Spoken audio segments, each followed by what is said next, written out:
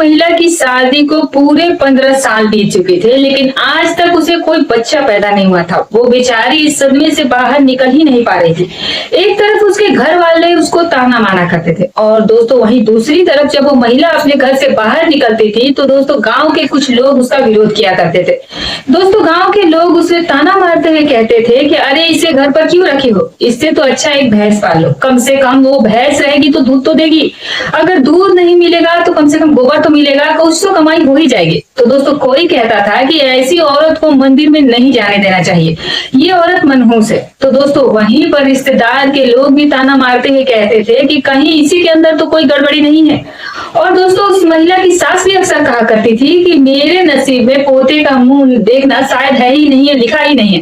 दोस्तों कुछ इस तरीके से उस महिला को हर रोज प्रताड़ित किया जाता था, उसे जलील किया जाता था। दोस्तों वो महिला सभी की बातों को चुपचाप सुनती रहती थी और वो किसी का जवाब नहीं देती थी, बल्कि वो अंदर से बिल्कुल ही टूट चुकी थी। तभी दोस्तों एक दिन की बात है कि इस महिला की मुलाकात एक डॉक्टर साहब से होती है।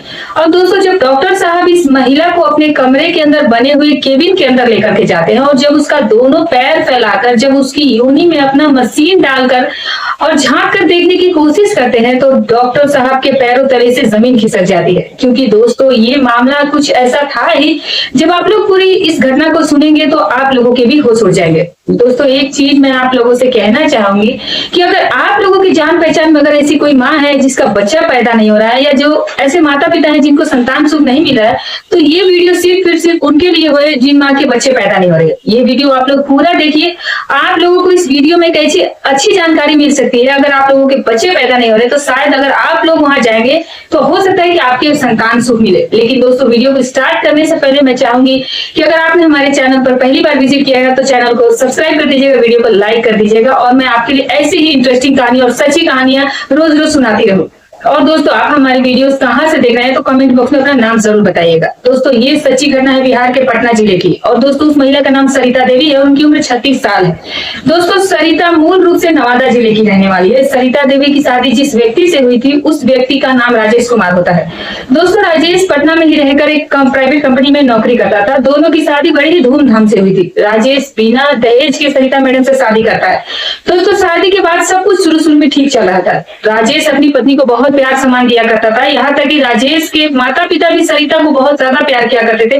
उन्हें किसी चीज की कोई घर में कमी नहीं दी गई थी। अब दोस्तों धीरे धीरे ऐसे ही समय गुजरता है तो सरिता देवी राजेश से कहती है कि क्यों ना हम लोग बच्चे के बारे में भी अब सोचे, क्योंकि अब हम लोगों की उम्र भी हो चली है। अगर हम लोग समय पे बच्चा पैदा कर लेंगे और बच्चा हो जाएगा तो ये चीज हम लोगों के लिए सही रहेगा। अब दोस्तों राजेश भी सोचता है कि चलो ये बात तो सही है, अगर समय रहते बच्चा पैदा हो जाए तो ये चीज हम लोगों के लिए ही सही रहेगी, क्योंकि अक्सर देर होने पर बच्चा पैदा होने में दिक्कतें आ जाती है। अब दोस्तों सरिता देवी और राजेश मिलकर बच्चा पैदा करने की प्लानिंग करते हैं। दोनों ही एक दूसरे के साथ सब कुछ करते हैं। लेकिन कुछ दिनों के बाद सरिता देवी को पता चलता है कि वो प्रेग्नेंट नहीं हो पा रही है, यानी कि उनका दोस्तों जो उनका बच्चा है वो सही सलामत पेट में टिक ही नहीं पा रहा था, वो पेट के ही अंदर खराब हो जा रहा था। दोस्तों पहले तो सरिता देवी को लगता है कि ये तो सब नॉर्मल बात है, धीरे धीरे डॉक्टर से सलाह लेकर खान पान सही करूंगा और इलाज कराऊंगी तो सही हो जाऊंगी। अब दोस्तों यही सब सोचते सोचते लगभग 1 साल का वक्त गुजर जाता है, लेकिन सरिता देवी अभी भी प्रेग्नेंट नहीं होती है। जब ये बात राजेश को पता चलता है तो राजेश कुछ लोगों से बात करता है, सलाह करता है और फिर उन्हें एक डॉक्टर के पास ले जाता है। तो वहां से सरिता देवी का इलाज होता है। दोस्तों सरिता देवी कई साल तक उस डॉक्टर के पास से इलाज करवा रही थी, दवा खा रही थी, लेकिन उसके बावजूद उन्हें कोई फायदा नहीं हो रहा था। कई बार सरिता देवी डॉक्टर भी बदलती है, लेकिन कहीं से कोई फायदा नहीं होता है। धीरे धीरे राजेश के घर वाले अब सरिता को ताना मारने लगे थे। राजेश की माँ कहने लगी थी कि तू जब से इस घर में आई है तब से इस घर में सिर्फ अपशगुन हो रहा है। दोस्तों राजेश की बहन कहने लगी थी कि भैया अब तो आपको दूसरी शादी कर लेनी चाहिए, तुम्हारी उम्र बढ़ती जा रही है, अगर अब बच्चा पैदा नहीं हुआ तो शायद आगे भी नहीं होगा, तो तुम दूसरी औरत से शादी कर लो और अपनी जिंदगी को बसा लो। अब दोस्तों जब ये बात सरिता सुनती थी तो उनकी आंखों से आंसू बहने लगते थे। वहीं दोस्तों दूसरी तरफ जब गाँव के लोग ताना मारते हुए कहते थे कि जिस औरत से बच्चा पैदा ना हो उस औरत का क्या ही काम, उस औरत का क्या ही मतलब है। तभी दोस्तों एक दिन की बात है जब राजेश के माता पिता राजेश के घर वाले सरिता से बहुत ज्यादा परेशान हो जाते हैं। सरिता को वो मनहूस समझने लगते हैं। तो दोस्तों राजेश के घर वाले क्या करते हैं कि सरिता को और राजेश को घर से धक्का मार करके निकाल देते हैं। अब दोस्तों राजेश अपनी पत्नी का हाथ पकड़ता है और अपने घर से पटना चला जाता है। पटना में एक 10 बाई 10 का किराए पर कमरा लेता है और वहीं से वो अपने काम पर जाने लगता है। और दोस्तों सरिता वही किराए के मकान में अब अकेली रहने लगी। दोस्तों उस समय सरिता जो थी वो बहुत अकेली पड़ चुकी थी। दिन रात वो भगवान के सामने बैठी रहती थी, कभी किसी ओझा के पास जाती तो दोस्तों कभी किसी डॉक्टर के पास जाती। दोस्तों सरिता के बहुत सारे टेस्ट करवाए गए थे, बहुत सारे अच्छी अच्छी जगहों से इलाज भी करवाए गए थे, लेकिन दोस्तों कोई फायदा नहीं हुआ था। तभी दोस्तों एक दिन जो राजेश है वो अपनी कंपनी में काम कर रहा था और उसका वहां पर एक दोस्त होता है जिसका नाम दोस्तों लखन होता है। दोस्तों राजेश लखन से कहता है कि देखो ना, हमारे घर वाले ने हमें घर से निकाल दिया है, हम लोग बहुत ज्यादा परेशान हैं, हमारे पास तो खाने के भी पैसे नहीं बचे हैं, तो तुम हमारी थोड़ी मदद कर दो, जब मुझे अगले महीने सैलरी मिलेगी तो मैं तुम्हें लौटा दूंगा। तब दोस्तों वानी पूछता है कि बताओ ना आखिर बात क्या है, तुम्हारे घर वाले तुम्हें आके घर से धक्का मार करके क्यों निकाल दिए। तब दोस्तों राजेश अपनी पूरी कहानी अपने दोस्त को बताता है कि देखो मेरी पत्नी को बच्चा पैदा नहीं हो रहा, इसीलिए मेरे घर वाले उसे खुश नहीं है, उसे उल्टा सीधा हमेशा बोलते हैं, हमेशा उसे ताना मारते हैं। तभी दोस्तों वो आदमी राजेश को बताता है कि देखो पटना में एक बहुत अच्छे डॉक्टर साहब बैठे हैं, जहाँ पर चले जाओगे तो हो सकता है कि तुम्हारी समस्या का समाधान हो जाए, तुम्हारी समस्या वहां पर दूर हो सकती है। क्योंकि हमारी भाभी भी ऐसी ही थी, उन्हें भी बच्चा पैदा नहीं हो रहा था। मेरी भाभी वहां पर गई थी, डॉक्टर साहब से इलाज करवाई थी, तो 2 सालों के बाद उनको बच्चा पैदा हो गया था। अगर तुम वहां पर जाओगे तो जरूर तुमको भी कोई ना कोई फायदा हो जाएगा। दोस्तों राजेश क्या करता है कि अपने दोस्त से कुछ पैसे उधार लेता है और फिर वो अपने घर पर आता है और अपनी पत्नी को सारी बातें बताता है कि पटना में एक IVF सेंटर है जहां पर एक बहुत अच्छे डॉक्टर साहब बैठे हैं, जिनको बच्चा पैदा नहीं होता उनको वो बच्चा पैदा करवाते हैं। तो दोस्तों सरिता जो है वो तुरंत वहां पर जाने के लिए तैयार हो जाती है और वो कहती है कि चलिए हम लोग आज ही चल के डॉक्टर साहब से मिलेंगे। अब दोस्तों राजेश क्या करता है कि अपनी पत्नी को लेकर के पटना के डॉक्टर साहब के पास पहुंच जाता है।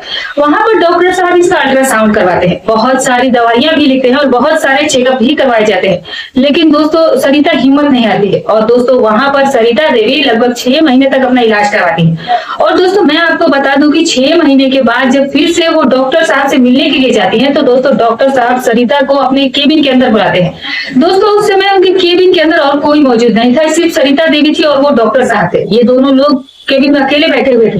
तभी दोस्तों डॉक्टर साहब सरिता से कहते हैं कि सरिता जी बधाई हो, आप प्रेग्नेंट हैं, आपके पेट में 2 महीने का बच्चा पड़ा है। अब दोस्तों जब ये बात सरिता देवी सुनती है तो कुछ मिनट के लिए तो वो एकदम से ही शॉक्ड रह जाती है, वो उनको समझ में नहीं आता है कि डॉक्टर साहब ये क्या कह रहे हैं। लेकिन दोस्तों जब कुछ देर के बाद उनके जहन में ये बात समझ में आती है तो दोस्तों सरिता देवी जमीन पर लौट कर रोने लगती है और डॉक्टर साहब के पैरों को पकड़कर फूट फूट कर रोने लगती है। दोस्तों सरिता देवी डॉक्टर साहब के पैरों में गिर करके कहती है कि डॉक्टर साहब हम मेरे लिए भगवान हैं। मैं पिछले 15-17 सालों से इस मौके का इंतजार कर रही थी। लोग मुझे बांझ कहा करते थे, लोग मुझे मनहूस तक कहा करते थे, यहाँ तक कि मेरे माता पिता भी मुझसे मुंह फेर लिए थे, वो लोग मुझे देखना तक नहीं चाहते थे। लेकिन आज आपने मुझे मां बनाने का सुख दिया है, आप मेरे लिए कोई भगवान से कम नहीं है। दोस्तों उस अस्पताल के अंदर जितने भी पेशेंट लोग बैठे हुए थे उन सभी के आंखों में आंसू आ गए थे और दोस्तों डॉक्टर साहब भी एकदम से फूट फूट कर रोने लगे थे।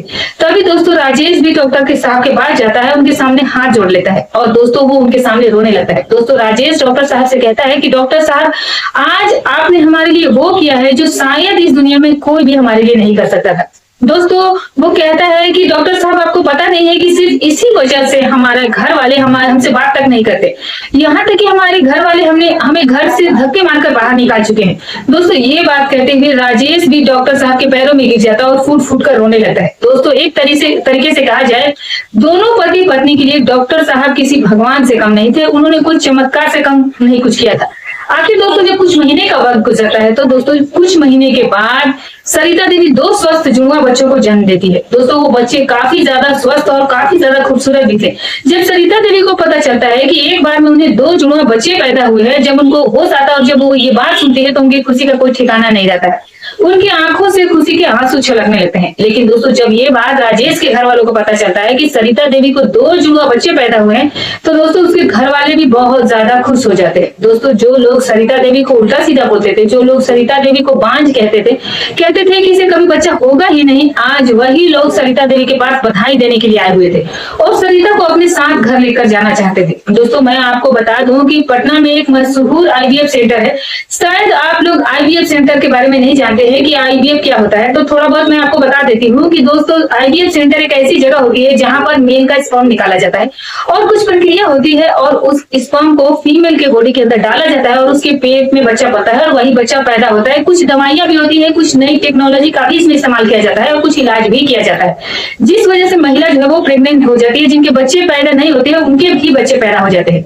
लेकिन दोस्तों बस इंजेक्शन के जरिए ये सारा काम किया जाता है। दोस्तों इस बारे में मुझे कोई खास जानकारी नहीं है, मुझे जितना उतना मैंने आपको बता दिया है, लेकिन इतना मैं 100% दावा के साथ कह सकती हूँ कि जिन महिलाओं के बच्चे पैदा नहीं होते हैं, अगर आप लोग आईवीएफ सेंटर पे जाएंगे तो कुछ पैसे तो जरूर खर्च होंगे, लेकिन इलाज आपका बिल्कुल ही परफेक्ट होगा और आपको संतान की प्राप्ति हो जाएगी। तो दोस्तों ये थी आज की सच्ची घटना। इस कहानी को सुनने के बाद आप लोग क्या कहना चाहेंगे, अपनी राय कमेंट बॉक्स में जरूर दीजिएगा। अगर दोस्तों आपको ये वीडियो अच्छी लगी हो तो एक लाइक जरूर कर दीजिएगा, चैनल पर नए तो चैनल को सब्सक्राइब कर दीजिएगा। फिर मिलूंगी एक और नई सच्ची कहानी के साथ, तब तक अपना और अपनों का ख्याल रखें।